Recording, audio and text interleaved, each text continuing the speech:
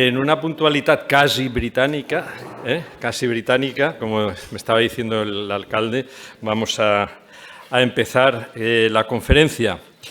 Es la tercera de ese ciclo de Benidorm en la memoria que hemos puesto en marcha, aunque en realidad es la cuarta, porque la primera que se hizo sobre un personaje de Benidorm fue, os acordaréis, se acordarán ustedes, sobre el doctor Pérez Llorca. Lo que pasa es que estaba incluida en las Jornadas de la Mar del año pasado, de 2024, que fue aquí, en esta misma sala, y el conferenciante fue el director de la Sanidad Naval, el general, ahora no recuerdo los apellidos. En cualquier caso, después hablamos de Antonio Marcet, el capitán Toni Marcet, que con una conferencia a cargo de su hijo, de Pepe Marcet, que creo que está aquí, me parece haberle visto. Hola, Pepe. La última, a cargo de don Alfonso Puchades, que era dedicada a un tío suyo, a don Francisco Ors Llorca, también un gran médico, un gran científico de Benidorm. Y hoy vamos a hablar de un médico que Benidorm hoy ha reconocido. El alcalde esta tarde ha inaugurado una calle que lleva su nombre, el doctor Josep Pérez Fuster. Y la conferencia de esta tarde la va a dar una persona de Benidorm, también muy reconocida, que es Eusebi Giner Vives. Eusebi Giner Vives, presentarlo en Benidorm es una obviedad. Pero bueno, creo que toca recordar al menos que aunque él nació en Valencia, en la ciudad de Valencia, sus padres, sus abuelos, en resumida, toda su familia es de Benidorm, y además una familia, como no puede ser de otra forma en este pueblo, con una larga e importante tradición en la marina mercante, sobre todo muchos prácticos, con los que ganó el primer premio Miquel Linares de investigación histórica naval, hablando precisamente en un trabajo sobre los prácticos de Benidorm. Está casado con Isabel Belloc, que está aquí, también como él médico. Es padre de 3 hijos, de Eusebi, Jordi y Guillem. Él es doctor en medicina, como saben ustedes, por la Universidad de Valencia. Obtuvo la máxima cualificación, cum laude, y cursó la especialidad de neumología en el Hospital Clínico Universitario de Valencia. Desde 1994, y hace unos cuantos años, es el jefe del servicio de neumología del Hospital Universitario de San Juan de Alicante, además de ser profesor colaborador en el Departamento de Medicina de la Universidad Miguel Hernández. En los hospitales en los que ha trabajado, ha ocupado u ocupa en la actualidad distintos cargos de responsabilidad en comisiones como calidad, también docencia, investigación, biblioteca, el comité ético o el de tutor de residentes. A nivel nacional, incluso, ha ocupado el cargo de vicepresidente secretario de la Comisión Nacional de Neumología y cargos también de responsabilidad en la Sociedad Valenciana de Neumología, de la que ha sido su presidente, y de la Sociedad Española de Neumología y Cirugía Torácica, de la que ha sido su secretario general. Ha sido director de congresos, director del SEPAR Pacientes y es miembro de la Sociedad Valenciana de Neumología, de la Sociedad Española de Neumología y Cirugía Torácica y del Instituto Médico Valenciano y de la European Respiratory Society. Ha colaborado como autor en 22 capítulos de libros y es editor de varios libros y más de 200 publicaciones indexadas. Ha participado en 50 proyectos de investigación, becados o financiados por entidades públicas, nacionales e internacionales, incluyendo el Instituto Carlos III o la Academia Valenciana de la Lengua. Ha dirigido 8 tesis doctorales y ha obtenido diversos premios, entre los que destaca en 5 ocasiones el Premio Nacional Best in Class a la calidad, que lo reconoce como mejor servicio de neumología de España. En otro orden de cosas y otras facetas, ha dedicado gran parte de su actividad privada a la investigación histórica, la literatura, la investigación naval y las tradiciones populares, con colaboración habitual en publicaciones sobre música, cultura popular valenciana, copletes, folk medicina, etnobotánica, marinos de Benidorm, etcétera, el Diccionari de Benidorm, y obtuvo el premio Miquel Linares Barceló de la Fundación Frax de Investigación Naval en su primera edición, como comentaba al principio. Ha sido pregonero de la fiesta de Sant Antoni, de las fiestas patronales de Navidad, de las fiestas patronales mayores de Benidorm, de la Navidad, de la Carta de Poblament y mantenedor de las fiestas en 2024. En 2017 fue elegido vecino ejemplar y en 2019 obtuvo la distinción cultural 9 d'octubre del Ayuntamiento de Benidorm. Y es además sobrino bisnieto del doctor José Pérez Fuster, de Josep Pérez Fuster, en torno al cual gira esta conferencia y ha sido un gran investigador de su obra.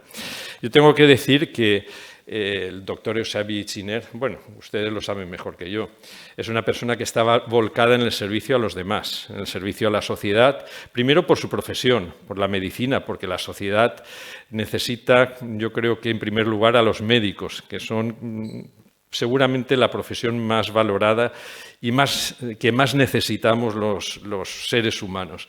Y después, por otra parte, en su actividad personal, no laboral, pues se ha dedicado a estudiar la historia de Benidorm en gran medida y eso lo tenemos que agradecer, escribiendo libros de todo tipo en el programa de fiestas de Benidorm y en tantos y tantos sitios.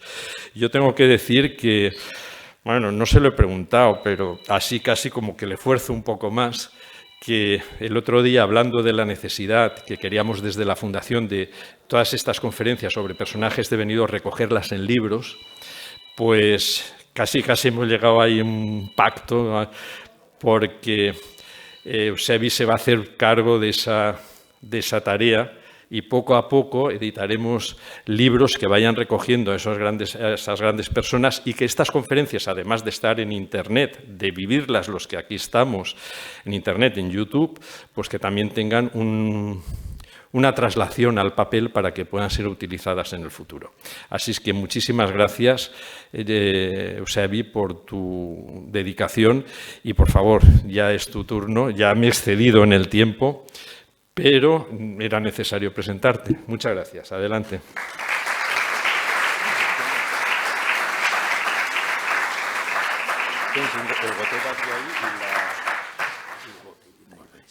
Vamos a ver si...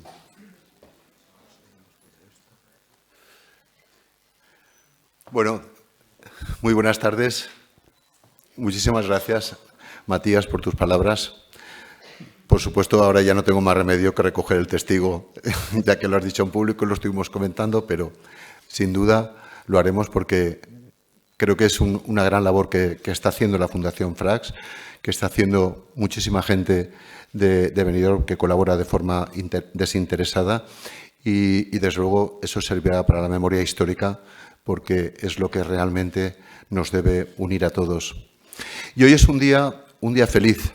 Quiero dar las gracias, en primer lugar, también a nuestra máxima autoridad, Toni Pérez, alcalde de Benidorm, y, por supuesto, a toda la corporación municipal y a los familiares que tenemos aquí presentes.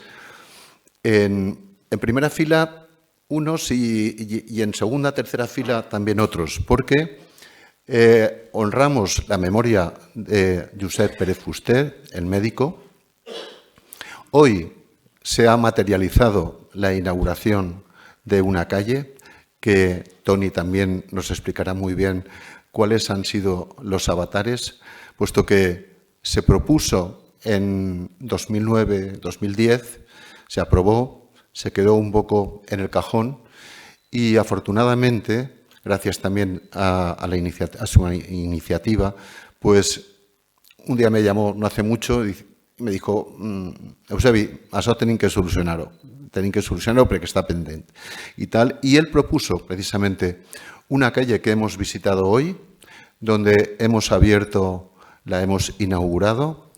Los familiares que tenemos aquí presentes, que no me olvido de vosotros, que sois Enrique, José Vicente y Leopoldo,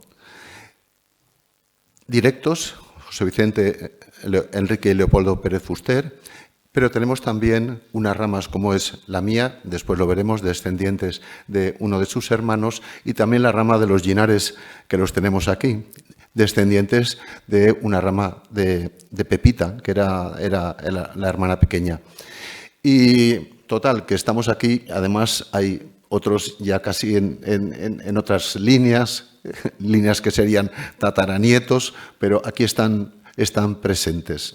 Tenemos aquí toda la familia y también a mi prima María Jesús, que también ha venido expresamente también de Barcelona a escuchar la conferencia, y a todos vosotros que estáis aquí, que habéis venido, y la verdad es que es un placer tener la sala llena. También a todos los familiares, que no me olvido de vosotros, perdonadme, y muchísimos amigos. Y decíamos que se ha inaugurado esta calle, además en una confluencia de calles muy bonitas, que llevan por nombre Avenida de la Libertad y la Avenida del 9 de Octubre, con lo cual yo creo que no podía tener mejores referentes en cuanto a situación. Y en 2009 yo tenía la necesidad, por temas familiares, porque teníamos muchísima documentación familiar, porque le habíamos oído hablar tanto del tío Pepe, y de que teníamos que escribir un libro y recoger todo aquello, y aparte de escribir un libro, un poco de memorias de su trayectoria, recogiendo parte de fotografías, pues que pudiera servir también como argumento precisamente a lo que hoy se ha materializado, porque, después lo explicará Tony también, se ha materializado un día muy especial. Pero no vayamos desvelando los misterios. Para contextualizar la figura de Pérez Fuster es necesario contextualizarlo en el mundo de la infección, de las enfermedades infecciosas. Y hoy sabemos todos muy bien, quizá hace pocos años no sabíamos lo que era la palabra pandemia, por desgracia. Además, hace 5 años vamos a celebrar, digamos, el estado de alarma de la pandemia. Pero fijaros que el COVID responde precisamente a estos 3 presupuestos. El que haya una emergencia de una enfermedad nueva en una población, el agente productor afecta al ser humano provocando enfermedad grave, y los agentes de la enfermedad se difunden rápidamente, fácilmente y de forma mantenida, prácticamente incluso a toda la humanidad. Pero la historia de las pandemias es antigua, aunque hayamos tenido pandemias recientes. Por ejemplo, decía Tucídides, en la historia de la guerra del Peloponeso, que aparte de los miles de muertos de epidemia de peste que afectó a Atenas y prácticamente también a toda la zona de África, que es de donde vino, estaba poniendo alguna cierta base, como podéis ver, de protección por el hecho de que aquellos que se recuperaban, aquellos que la habían tenido y que se recuperaban, podían estar en un lugar seguro. La enfermedad parecía que no atacaba la misma persona una segunda vez.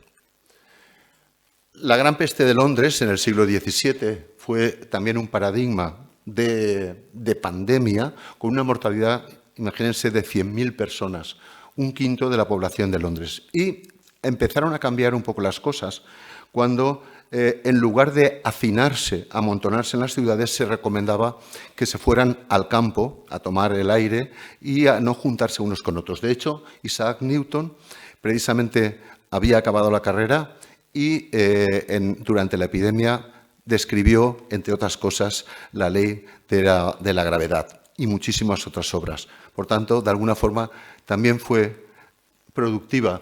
Fíjense, además, que en esa epidemia de Londres ya empezaron a haber las primeras estadísticas, los primeros reportes que hoy conocemos epidemiológicos de la higiene, de la mortalidad, de la morbilidad, etcétera, de una forma minuciosa y semanal.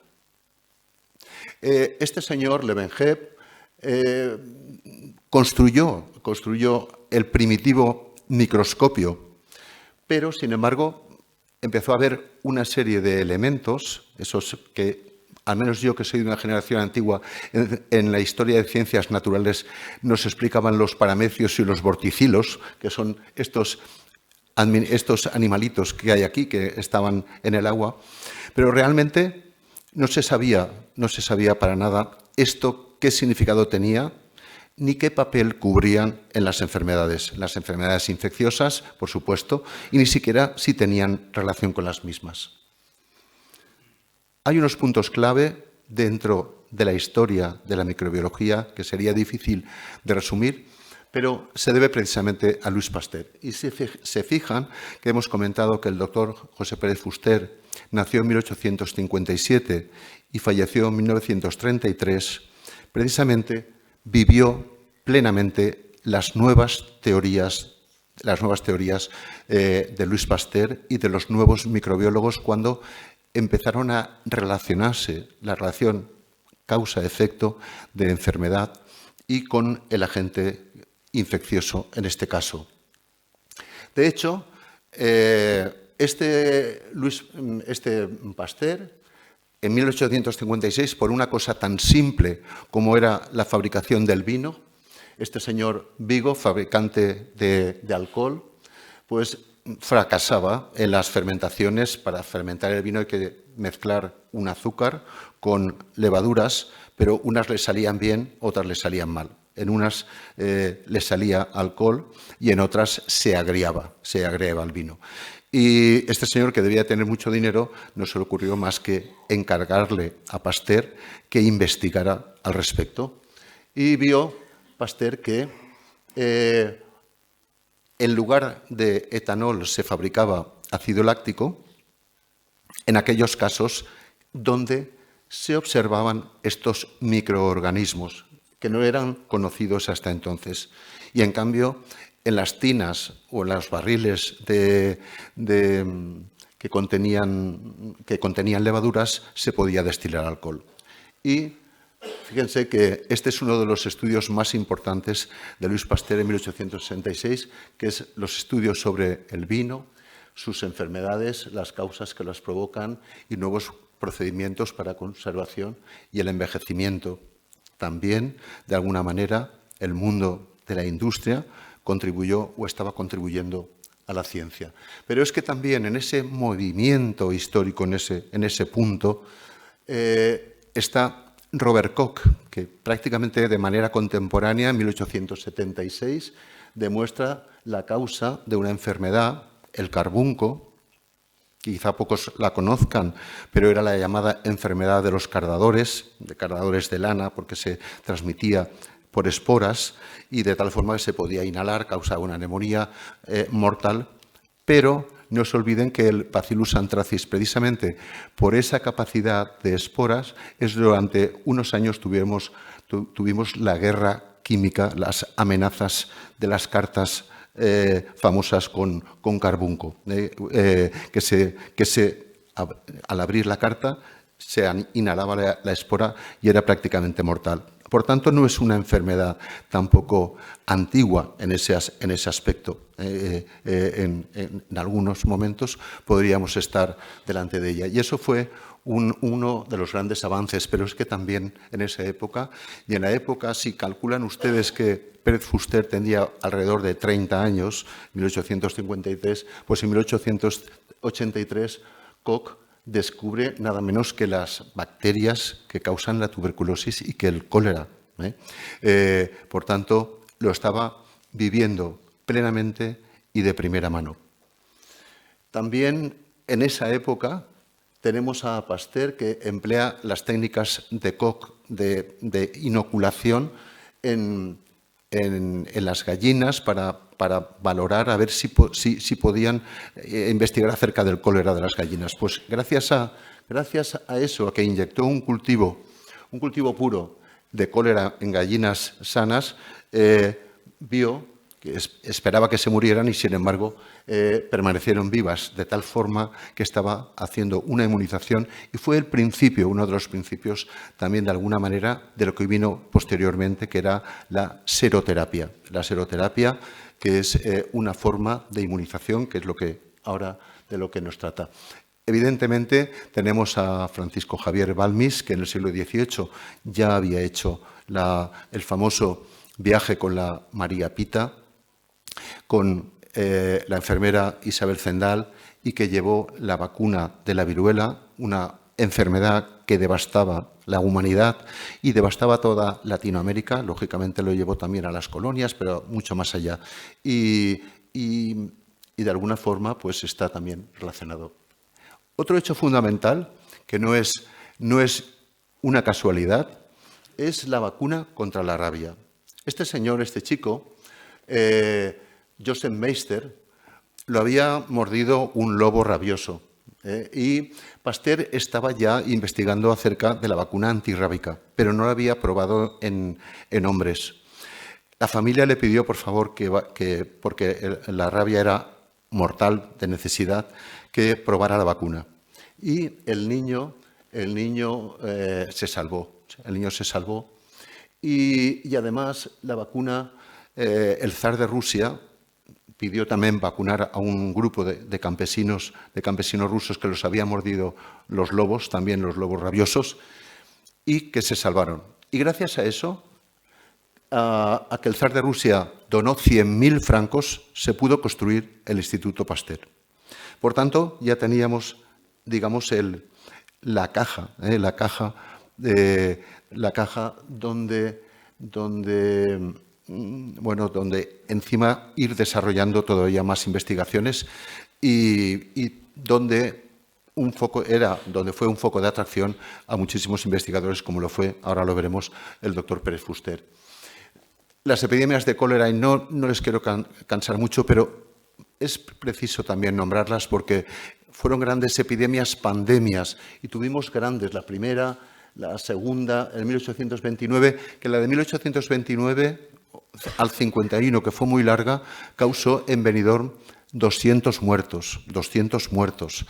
La tercera pandemia, por ejemplo, causó, que tenemos aquí algunas personas, Pepe López Aldeguer, y no te veo, natural de la Vila, ex jefe de Servicio de Medicina Interna de la Fe, pues causó 400 muertos en la Vila. Estamos hablando en unas épocas donde las poblaciones contaban 1.500, quizá 2.000, en fin, prácticamente la cuarta parte de la población. Y este es el mapa itinerario de distintas pandemias, y todavía el cólera sigue provocando 120.000 defunciones al año en todo el mundo. Entonces, además, hemos dicho en ese punto, y fíjense cómo se corta una teoría con la otra cuando los investigadores empiezan a relacionar lo que es la causa-efecto, la infección con la enfermedad. Y de hecho, habían esas doctrinas, la teoría miasmática, como un efluvio maligno que estaba en relación con emanaciones de miasmas, de seres agresivos, la doctrina telúrica, que provenía de la tierra, de fenómenos de movimientos de tierra, del vapor, de la niebla, etc. Bueno, pues todo eso se rompió, lógicamente, con la investigación. Y también, y conecto con una de las enfermedades más devastadoras, que fue la difteria, en la que trabajó muchísimo el doctor Pérez Fuster, ya lo comentaremos, y la difteria se conocía desde muy antiguo. Pero fíjense que en 1875, en esa época que estamos viviendo, moría pues casi el 100% de los afectados por difteria. La difteria es una enfermedad que aún existen casos, provocada por un bacilo que tiene una toxina que provoca unas membranas, lo que se llaman las membranas en la zona de la garganta, que van aumentando, de tal forma que provoca la asfixia prácticamente por obstrucción completa de la laringe y tal, con una muerte realmente horrible. Y además la enfermedad se cebaba principalmente en la población infantil. Fíjense que en España en esos años causó pues cerca de 90.000 defunciones. Esta enfermedad era conocida también desde antiguo, conocida por el garrotillo, el garrotillo porque el paciente se quedaba agarrotado por completo, sin aire, y se quedaba casi prácticamente muerto en el momento antes de morir. Se quedaba casi como paralizado. Y vemos este cuadro de Francisco de Goya.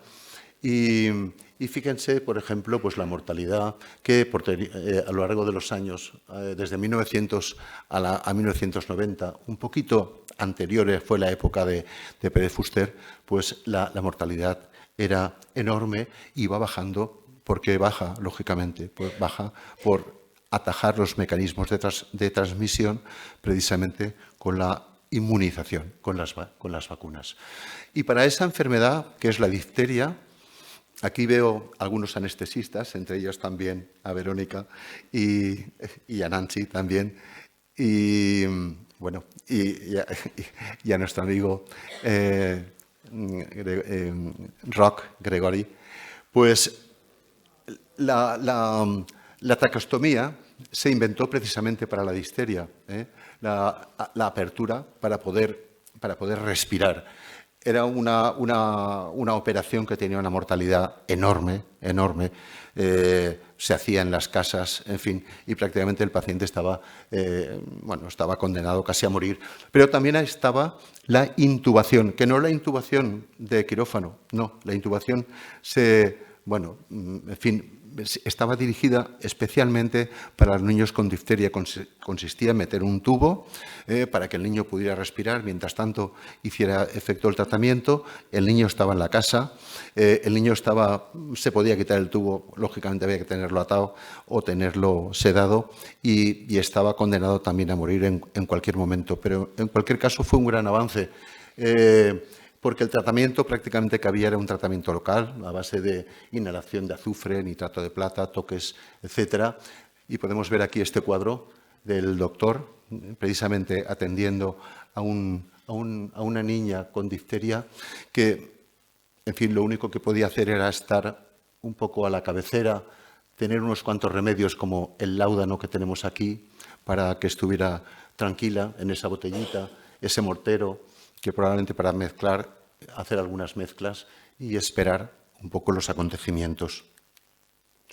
Pero precisamente de la difteria, y por eso entraremos un poco con nuestro hombre, y ya teníamos el Instituto Pasteur, ya lo teníamos gracias a esa donación del zar de Rusia, que se inaugura en 1888, empiezan a trabajar investigadores como son Yersin y como son Rux, aunque el bacilo de Loeffler, que es el bacilo de difteria, se había conocido por este señor, Loeffler, pero ellos dos son los que descubren, digamos, el papel que tiene ese bacilo en la enfermedad, por una parte, y por otra parte, lo que es la toxina, que es realmente la parte de ese microorganismo que causa el daño, que causa las membranas, etc. Y precisamente en 1894, en este congreso, el Congreso Internacional de Higiene, Behring y Rux proponen el llamado suero antidifterico, que habían estado haciendo experimentos, después veremos cómo lo hacían, y realmente se presenta al mundo, a la opinión pública, el poder de ese bacilo antidifterico. Y tanto fue la difusión o la importancia de ese congreso, en que, fíjense que el 6 de septiembre de 1894, la portada del Le Petit Journal francesa, pues lo dice el Krupp curado por el doctor Rux. Ese es uno de los puntos clave. Y de tal forma que hubo también una suscripción popular en Francia y se empezó a recoger dinero para intentar administrar suero rápidamente. Y eso, lógicamente, la ciencia se generaliza. La iniciativa tiene muchísimo éxito y se recogen pues, cerca de 600.000 francos de la época, que era una auténtica fortuna. Y aquí situamos un poco a nuestro protagonista, el doctor Josep Pérez Fuster. En mi casa se le llamaba el tío Pepe. nació en Benidorm en 1858, en la calle de la Santa Faz. Obtuvo el grado de bachiller en 1872 y se licenció en medicina en 1877 con premio extraordinario. Prácticamente enseguida, porque él estudió en Valencia, obtuvo la plaza de médico titular de Canet de Berenguer y de Sagunto. Estos son sus ancestros. Piensen ustedes que estas fotografías son casi contemporáneas de la primera fotografía que se hizo en España fue en 1839. Y esas fotografías del archivo familiar, estos eran sus padres, Eusebio Pérez Vives, que nació en 1830, y María Dolores Fuster Llorca, que ya eran mayorcitos porque la foto, lógicamente, ya era mayor. Se casaron en la iglesia de San Jaime en 1855. Tuvo por hermanos José Pérez Fuster, y esto es un calco que se ha comentado, un calco de las familias, de ciertas familias de la época. Tenía su hermano Eusebio Pérez Fuster, mi bisabuelo, era capitán, fue práctico del puerto de Málaga y de Valencia. Su hermano un poco más joven, Vicente Pérez Fuster, fue primer maquinista y fue además una persona muy emblemática, alcalde de Benidorm, en una época también muy difícil, de 1940 a 1950, muy recordado. Era además cuñado de Gregorio Llorca Zaragozí, pero encima tampoco era cuñado, porque la mujer de Vicente Pérez Fuster, Laura, era sobrina. Pero, en fin, no nos metamos en jardines, era sobrina segunda. Hoy en día no lo sabemos. Pero bueno, por tanto, ahí había una relación también. No tuvieron hijos. Fue capitán y práctico de Manila. Y también tenía primos hermanos que eran elscaicos, que también fueron prácticos de Valencia. Pérez Llorca, José Pérez Llorca y el tío Pepito Pérez, que llamaban. Este era su otro hermano, Enrique Pérez Fuster. En aquella época los bigotes vemos que todos tenían un estilo de bigote muy parecido y tenía también unas hermanas, María Dolores Pérez Fuster, que se casó con otro Gregorio Llorca, llamado el del Pal. Hoy hemos recorrido, os he dicho dónde estaba el Pal, era bueno, los que son de aquí de Benidorm o de la mar lo conocen, era el lugar donde se hacían las sogas, el cáñamo y tal, para las embarcaciones, para el campo, para todo. Y tenían muchísima personalidad. Y aquí tenemos a Pepita, que es la bisabuela de algunos de los presentes de los Linares, la hermana más pequeña, esta es Pepita, y tenemos a Vicenta. Y Vicenta se la llevó a Sagunto cuando se fue y sacó ahí la plaza. Y Vicenta se casó con Vicente Lluesma, que a su vez los descendientes, este es Estanislao Lluesma, que fue médico, teniente coronel médico y gobernador de Guinea. Para más señales. Lo vemos ahí en unas fotos que son muy curiosas de la época. Pero sin duda su vida estuvo seguro, su inclinación a la medicina estuvo marcada por su tío José Pérez Vives. Fue médico titular, nacido en 1807, y su otro tío, Miguel Pérez Vives. Miguel Pérez Vives nace en 1825, también fue alcalde de Benidorm poco tiempo, de ese no lo tenemos, por cierto, en el repertorio, y era llamado el Tí Sangonera. El Tí Sangonera poseía, aparte de la chanca, que es el salador del pescado, poseía el depósito de sanguijuelas para hacer sangrías terapéuticas, que era prácticamente de lo poco que se contaba en la época. Aparte de las sangrías, pues las tomas con aceite de ricino y una u otra, prácticamente. Y bueno, yo creo que influyó muchísimo sobre él. y ya he comentado que bueno, ese entorno familiar es un calco de otras familias de aquí de Benidorm. Aquí veis, no se lee muy bien, pero este es el expediente académico de José Pérez Vives, fechado en 1833, y pone pues, José Pérez Vives, natural de Benidorm y tal, cuando le dan el título. Y como un pequeño detalle también curioso, si veis aquí, fechado en 1859, en una de las visitas de Emilio Castelar, antes de que fuera presidente de la República, pasó grandes temporadas, hizo varios viajes a Benidorm, le encantaba Benidorm, y hace un viaje con él, se embarcan por la noche y hay una descripción, bueno, que hay que leerla porque es algo impresionante cómo escribía Castelar y cómo hablaba Castelar, que se decía que ha sido el primer orador, no lo ha superado ningún político, mejorando lo presente.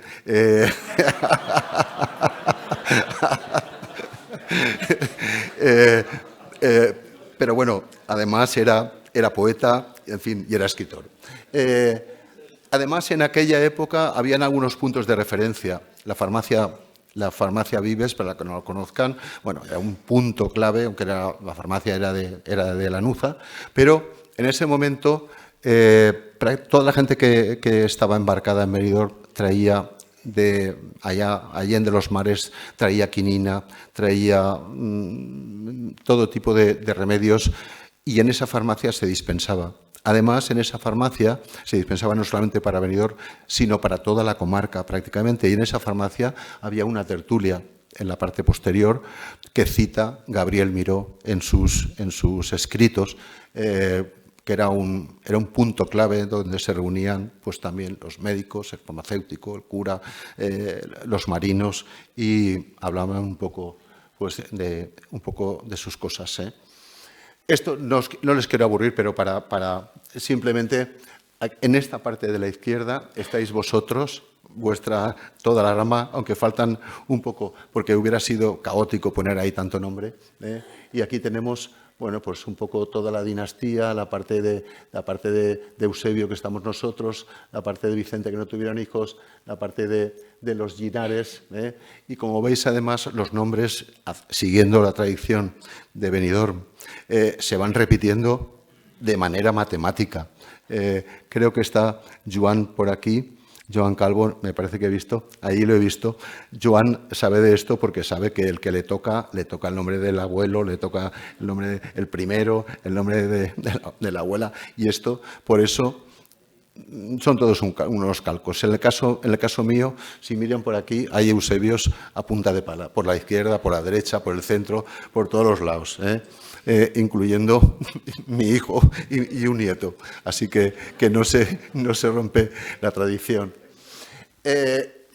Tuvo también Eusebio, el Pepe Pérez Fuster tuvo un hijo, Eusebio Pérez Fuster Gómez, que fue capitán mercante y además fue jefe de personal, o sea, el máximo director de personal de la Transmediterránea en Madrid. Con lo cual, pueden imaginarse ustedes el poder que tenía y los favores que se le pedían. Sabemos que José Vicente, que lo tenemos aquí en primera fila, cuando fue a estudiar a Madrid, vivía en su casa porque creo que falleció de muy mayor, de 90 años o cosas así, pero no tuvieron hijos. También Encarnita, otra de las hijas. Este es Pepe con mi bisabuelo Eusebio. Y se matricula, esta es la matrícula, en 1879, el 29 de septiembre, se matricula en la Universidad Central de Madrid. Curiosamente, la Facultad de Farmacia, porque la vertiente de los investigadores en ese momento era la vertiente química y era lo más aproximado, digamos, a la bacteriología y donde se hacían investigaciones con microscopio, etcétera. Y se doctora en medicina en 1883. Con esta tesis, las ventajas que han proporcionado a la clínica las investigaciones microscópicas.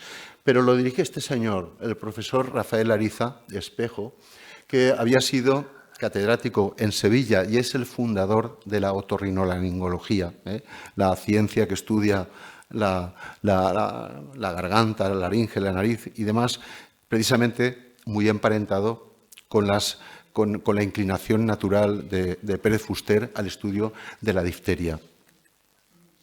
Estas son las poblaciones de Canet y de Sagunto y, mientras tanto, pues, aparte de que está trabajando allí, prepara unas oposiciones porque se acaba de crear el Cuerpo Municipal de Higiene y Salubridad en 1882, o sea, prácticamente al mismo tiempo, porque las corporaciones municipales principales se están moviendo.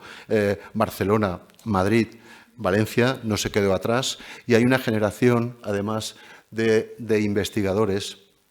Teníamos a Constantino Gómez Reig, que era catedrático de higiene ya en aquella época, que es el director y obtiene la plaza de higienista.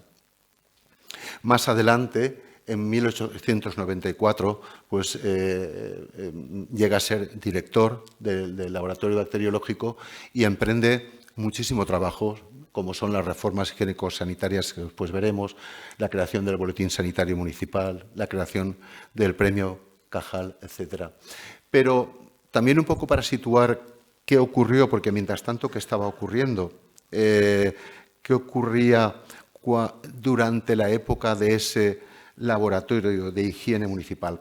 Pues ocurrió que estaba entrando el cólera en Valencia, estaba entrando el cólera en pleno apogeo en la epidemia de 1885. Fíjense que en el 84 empiezan a aparecer unos cuantos focos aislados, pero ya a finales, Colbé, que era uno de los sabios del instituto, escribe a Jaime Ferrán, que fue el inventor de alguna manera de la vacuna anticolérica, porque había viajado a Marsella y había hecho una variante de la técnica de Roux, y prácticamente está al lado de Valencia, se lo traen y el 25 de marzo en 1985 hay una terrible epidemia que empieza en Xàtiva, donde fueron consultados para ver qué hacían y se reclamaba a Ferrán, que llegó el 4 de abril con Inocencio Pauli, que era su ayudante. Se desplazaron a Xàtiva, confirmaron la naturaleza de la enfermedad y prácticamente bueno, tiene un gran resueno porque existe el primer caso en la calle de Pellicers, en Valencia, el 13 de abril. Se reclama a Ferrán. Fíjense la curva, el centro de Valencia y la curva de afectación desde mayo a agosto de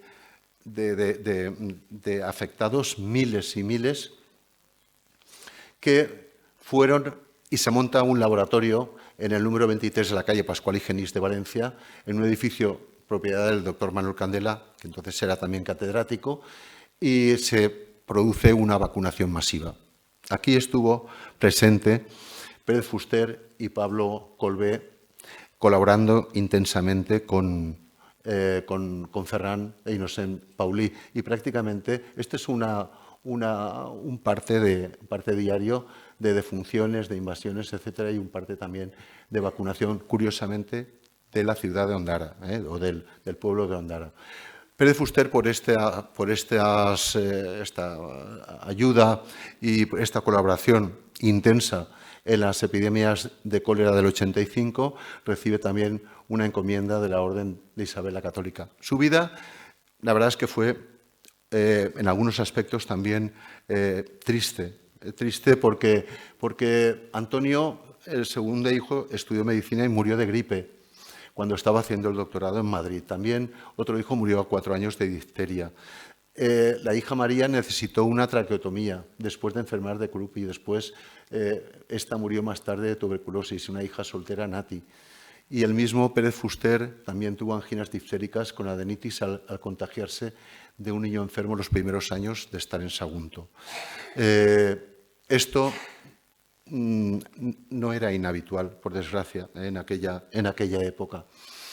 Pero en octubre del 94, ese movimiento de qué estaba pasando en el Instituto Pasteur, que ya había trascendido en Francia y en otros países de Europa, pues lógicamente se recibe un informe favorable de que el suero Rux era efectivo, y después de muchos dimes y diretes, de muchas presiones en el ayuntamiento, de muchos retrasos, etc., bueno, pues el 25 de octubre se aprueba el traslado de Pere Fuster a París.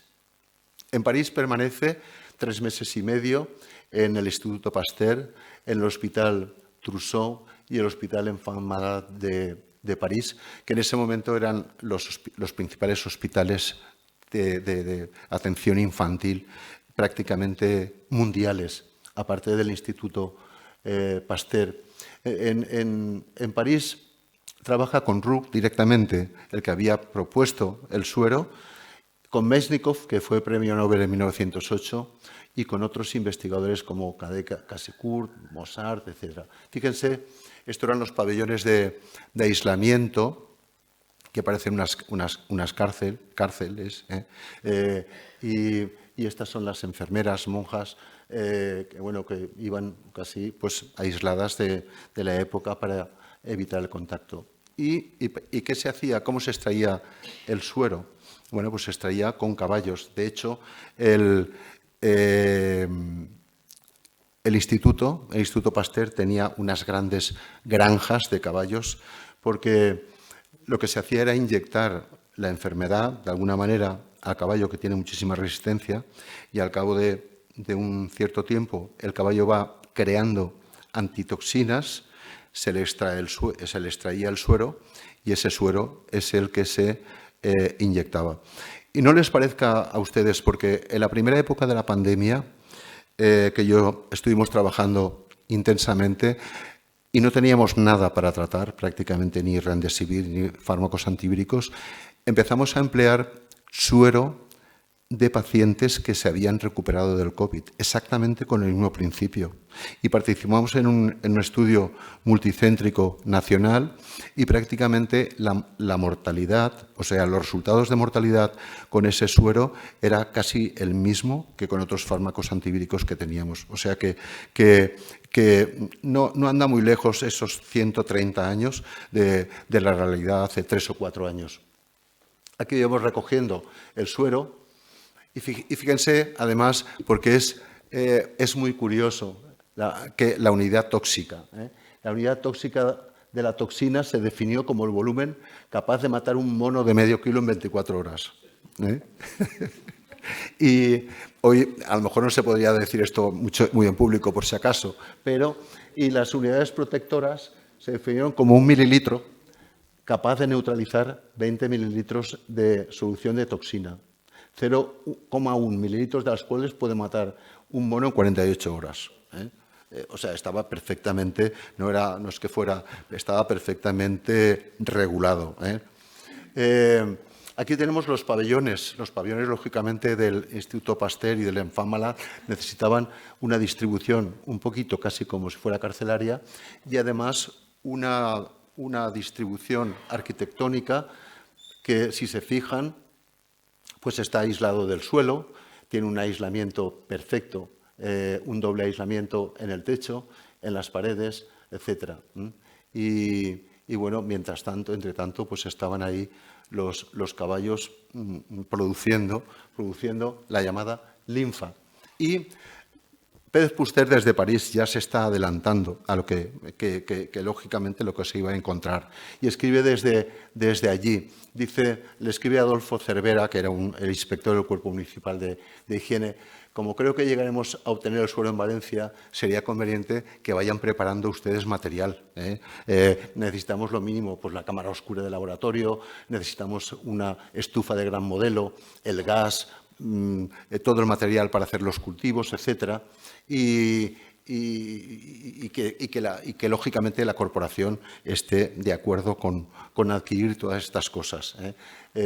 Volvió Pere Fuster a finales del 94, informó a Adolfo Cervera y al inspector del cuerpo municipal.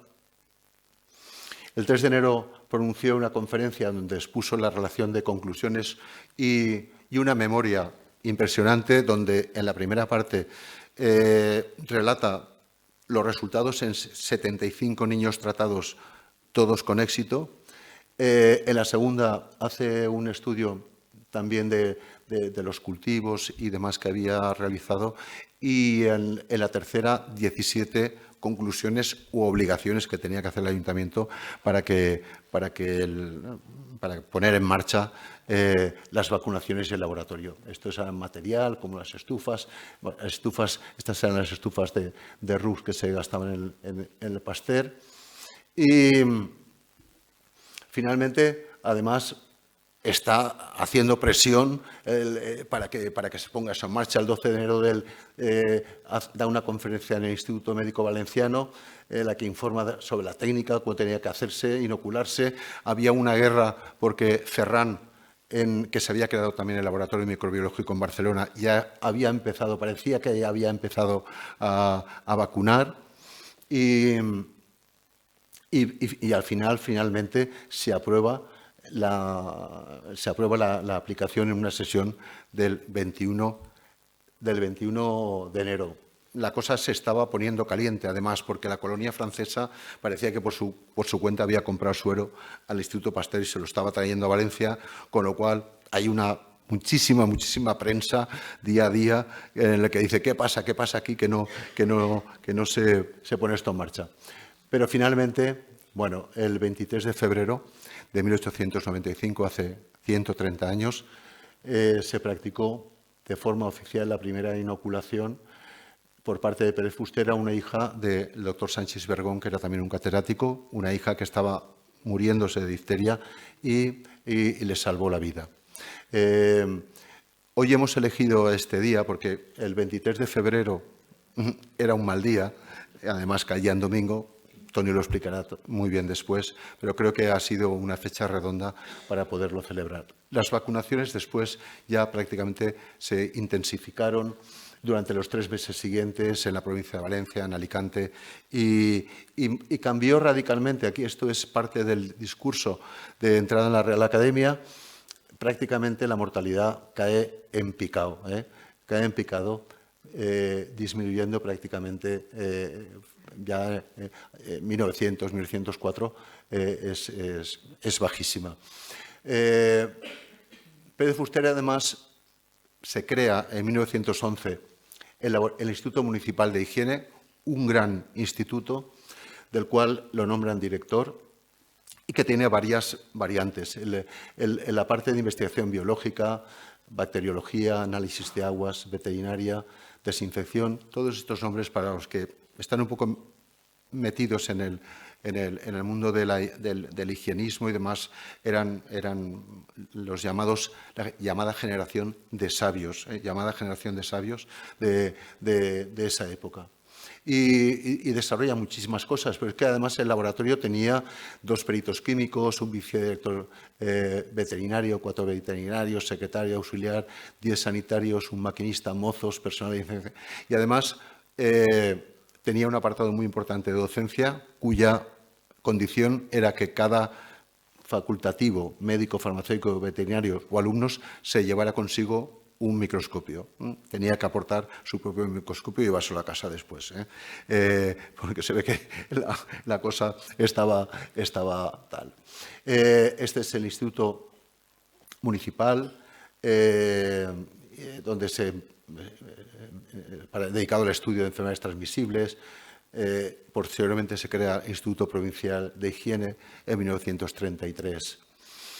Este es Pérez Fuster en este congreso, el primer congreso médico regional farmacéutico 1891, lo abre el congreso con un discurso que denomina sobre la ceguera y la sordera verbales. Me hace gracia esta foto, porque son todo absolutamente hombres. Hoy, si hiciéramos esta foto, pues a lo mejor habría un 20% de hombres, 80% de mujeres. Pero en ese momento también vale la pena recordar, ya que el día 8 fue el Día de la Mujer, que ya se había 2 años antes, en 1889, se había licenciado la primera mujer valenciana en medicina, que fue la segunda de España. La primera fue en Barcelona, pero esta era Manuela Clará, si no recuerdo mal, que fue la primera licenciada. No estaba ahí porque se hizo ginecóloga y a lo mejor estaba ya en Madrid, que es donde ejerció, aunque falleció en Valencia en 1910. Y bueno, Pérez Fuster contribuyó también, bueno, pues en este grandes aspectos de su obra son el consumo, las aguas, y si ustedes pudieran leer aquí, verían lo que está diciendo, que fue una auténtica bomba, que las aguas del Turia eran asquerosas. Tenían de todo, tenían pelos de animales, tenían lino, tenían coli, unas concentraciones a lo bestia de toda clase, que no había por dónde cogerla de ninguna manera. Y entonces propone precisamente una serie de soluciones y de mejoras a todo esto. Y además, en el último punto, encima dice que nada menos que el hielo, que es el que se emplea para los helados y todo eso, eso no hay quien se lo... Bueno, con alto riesgo de fiebre tifoideas, etcétera, donde era frecuentísimo en Valencia, aparte de las mezclas de los aguas residuales con el agua de bebida de los pozos, que por la capa freática, prácticamente a 2 metros, se encontraba agua. Pone en marcha precisamente estos sistemas, los filtros devastadores Puig en el Turia para la desinfección de las aguas y bueno, prácticamente toda su vida en el instituto es el de estudiar métodos para la disentería, tuberculosis, la rabia, aguas de consumo. Establece un mapa bacteriológico en la ciudad de Valencia donde estaban los puntos principales, cerró pozos en el Cabañal, etcétera, donde, como comentaba, todas las casas tenían su propio pozo y colaboró muchísimo como impulsor en el periodismo médico, como ahora veremos con revistas médicas. Fue comisionado al Instituto de Higiene en Alfonso XIII en 1910, que se había construido precisamente como un gran foco de vacunación a nivel nacional. Estas son las fotos. Y también fue comisionado en Italia y en París para la desinfección con rayos UVA, también muy adelantado a su tiempo, de las aguas potables y de las aguas de bebida. Fue, como se ha comentado esta tarde, presidente de la sección de Medicina del Instituto Médico Valenciano, fue contador, el equivalente a tesorero, y fue el impulsor de estas revistas muy antiguas, la Crónica Médica, Policlínica, donde hay más de 50 o 60 trabajos publicados por él. La Revista Valenciana de Ciencias Médicas, la Crónica Médica en su segunda época, la revista La Salud Pública, Revista de Higiene y Tuberculosis. Curiosamente, estaba codirigida por Domine, por JJ Domine, que también fundadora, también director, capitán, sería seguramente un hijo, probablemente, ¿no? De J. Domine, de la Transmediterránea. Y en 1921 o 22 es admitido en la Real Academia de Medicina con un discurso, además, muy reivindicativo sobre la necesidad absoluta de construir un hospital, también un hospital infantil en Valencia, que no lo había hasta entonces, al estilo del que había conocido en Francia. Y fíjense lo que dice. Perdóneme, porque las palabras son emocionantes. Si en estos momentos solemnes recuerde que, a pesar de tomar todas las precauciones que sabía, no pude evitar que uno de mis hijos muriese de una uremia consecutiva a la difteria hipertóxica a los 4 años de edad. Algún tiempo después, una hija que enfermó de Krupp, que ya sabéis que tengo una estadística bastante extensa de operados, y por miedo a que mi pulso temblara, tuve que molestar al doctor Gómez Ferrer, que me operó a la niña, que ahora me sirve de consuelo en las desgracias que no faltan en las familias. Aquí tenemos a Pérez Fuster con sus nietos, ahí conoceréis gente. Tiene en los brazos a Carmen Donderis, don Denis Pérez Fuster, está Vicentín, está, creo que está Enrique, están, y aquí ya muy mayor, también rodeado de familia, y falleció pues en 1933 rodeado de mucha, también rodeado de la familia. Y yo quisiera acabar aquí porque la figura de Pérez Fuster representa muy bien algo que habíamos comentado. Dice esta frase de Max Planck, que fue Premio Nobel de Física en 1918. Es una frase a veces complicada de comprender, pero quiero decir que se está gestando una nueva teoría y hay gente mayor que no la acepta de ninguna manera y entonces se vuelven en contra. Y dice que hasta que esa gente mayor vaya desapareciendo y al propio tiempo nacen nuevas generaciones que aceptan, como en este caso, el caso de Pérez Fuster, las nuevas teorías, es lo que realmente hace cambiar la ciencia. Y, bueno, celebramos la figura, celebramos el poder haber abierto esa calle, ese homenaje que le debíamos y muchísimas gracias por compartir con todos, con la familia, con muchos amigos que están aquí, con mucho público, bueno, esta conferencia y seguiremos recogiendo, como dice Matías, seguiremos trabajando en recoger en ese futuro libro. Muchísimas gracias.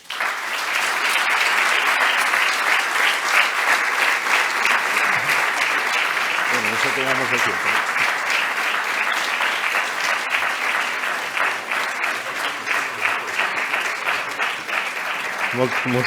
Moltes gràcies. Pues fíjate si nos repetimos en esto de los Pérez y tal. Antes lo estábamos hablando Tony y yo, el alcalde, bueno, y Juan y más personas ahí en la entrada, que estamos en el Club de los Pérez. Yo cuando decía Vicente, mi padre era Vicente Pérez Fuster, nacido en Benidorm en 1922. No sé si tendremos alguna parentela, pero en cualquier caso nos repetimos mucho, sí. Yo creo que un acto como hoy, después de inaugurar la calle, y de esta conferencia, que es una forma importante, yo creo que tiene el Ayuntamiento de Benidorm, en este caso de la conferencia con la colaboración de la Fundación FRAS, de reconocer a uno de los hijos insignes de Benidorm, pues no puede acabar sin unas palabras de nuestra primera autoridad, de Tony Pérez, alcalde de Benidorm. Por favor, Tony. Sí, alcalde. Muchas gracias, Matías. La Fundación FRAS suele llamarme para clausurar unos actos magníficamente llevados y además pone a los conferenciantes aquí de pie, cosa que a mí me sabe fatal, porque uno tiene que medir también, lógicamente, el tiempo que va a emplear en ello. Eusebi Giner es una persona que se ha dicho aquí que tiene, en primer lugar, una gran vocación y una gran profesión. Y en el tiempo libre, que no sé qué tiene de tiempo libre, la verdad, pues se dedica también a expurgar, a mirar, a conocer la historia y algo que es muy importante, que no tiene precio, que es darla a conocer, ¿no? Y él, junto a su esposa, la doctora también, Isabel Belloc, hicieron un magnífico trabajo, hace mucho tiempo, en el que ponían y destacaban la figura del metge Josep Pérez Fuster. Pérez y Fuster hay muchos y no tenemos por qué ser familia todos. Pero es que eran dos apellidos muy comunes en Benidorm, lo siguen siendo también fuera de nuestro territorio. Pero hay algunas consideraciones que decir. En primer lugar, felicitar a Eusebi, que hoy nos comparte en esta conferencia extraordinaria pues un gran trabajo de conocimiento, de investigación, querida Isabel, que desarrollasteis en su día y que nosotros celebramos. Y desde aquí se ven pocas caras, pero recordemos que el progreso es necesario, pero el olvido no. Uno ha hecho varias reflexiones mientras escuchaba la conferencia del doctor Chinel Vives, ¿no? La primera es, yéndonos a Unamuno, que lo decía además lamentando el ambiente de entonces, de su época. ¿Qué país, qué paisaje y qué paisanaje? Y comentaba con Eusebi fuera, ya en tono positivo, que no tendría ese Benidorm de esa última parte del 19. Celebramos este año los 700 años Sachs Nice, de la Fundació de Benidorm. Antes ya estaba dando, desde luego, resultados este territorio, pero ¿qué no tendría ese Benidorm de la última parte, las últimas 5 o 6 décadas del siglo XIX para dar figuras como la del doctor Pérez Fuster, ¿no? Y uno piensa que nació en la calle Santa Fas y que hoy hemos tenido la oportunidad de homenajear a su figura, su obra, su recuerdo, ponerlo en la memoria colectiva del día de hoy, del futuro de nuestra ciudad a apenas 600 metros de aquí, sin afectar nada ni a nadie. En una calle luminosa, como hemos podido comprobar, rodeada de naturaleza, también de servicios de atención a las personas, ya sea en la hospitalidad turística, ya sea en la atención que podemos prestar, en este caso, a nuestros mayores, una calle abierta de llevant a ponent o de ponent a llevant, segons ho mirem, y poder hacerlo en compañía de su familia, de, en este caso, bisnietos, en este caso, Enrique, José Vicente, Leopoldo y demás familia que es muy numerosa. Y sí me voy a quedar en no anecdótico, pero que a veces el tiempo, igual que nos impide celebrar un día como el de hoy con otras personas que ya no están o no están en disposición de acompañarnos, también nos permite mirar un calendario y decir, pues ese 23 de febrero, apenas unos meses después de tanto avance de la ciencia a muchos kilómetros de aquí, un doctor valenciano, pero un fill de Benidorm, tuvo pues algo que yo creo que siempre nos ha acompañado como pueblo, ¿no? Visión, talento y mucho coraje. Ese que luego reconocía no haber tenido para atender a una de sus propias hijas, le hizo entrar en la historia de la medicina, no solo de la Comunidad Valenciana, sino de toda España y del mundo, porque a partir de ahí, como hemos visto, en el mundo empezó a bajar, precisamente por personas como el metge Josep Pérez Fuster, empezó a bajar esa afección. Y eso lo tenemos que celebrar. Lo hacemos hoy de manera muy modesta, descubriendo esa nominación en su calle, y lo hacemos hoy con una extraordinaria conferencia del profesor, doctor, historiador, vocacional, cantador de copletes, chirimiter, dolçainer, versaor. Lo que li demanes a Eusebi està fet, Matías. Por lo tanto, el órdago que le has lanzado creo que es una página de nuestra historia muy importante. Hay muchísimas personas que no merecen para nada, no solo no caer en el olvido, sino que merecen que les pongamos en valor. Lo mucho que hicieron no solo por nosotros, siempre llevando a su pueblo en su corazón, sino también por el resto de las personas, de la humanidad y de su entorno. Por lo tanto, un día de felicidad. Todo lo demás quedará para que lo recordemos. Lo importante hoy que creo que hemos hecho una justicia, desde el punto de vista moral, desde el punto de vista ético, desde el punto de vista real, el metge Josep Pérez Fuster mereixia un carrer en Benidorm i ja el té. I a tots els que ja no poden acompanyar-nos, demanar-los perdó, les coses apleguen quan apleguen. L'important és fer-les. Moltíssimes gràcies.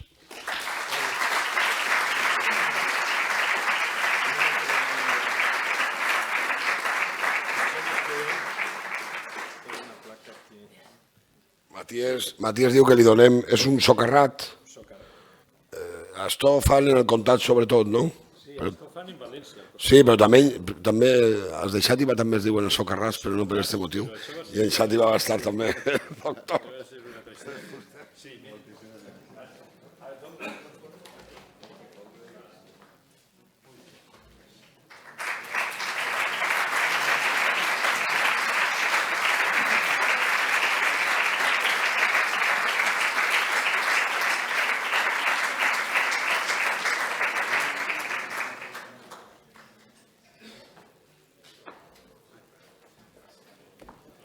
Por favor, nos tenemos que hacer una foto familiar. Así que subir, por favor. Enrique, José Vicente. Venga. També. Jaume, Àngela. L'altre Jaume, que l'he vist per ahí. María Jesús.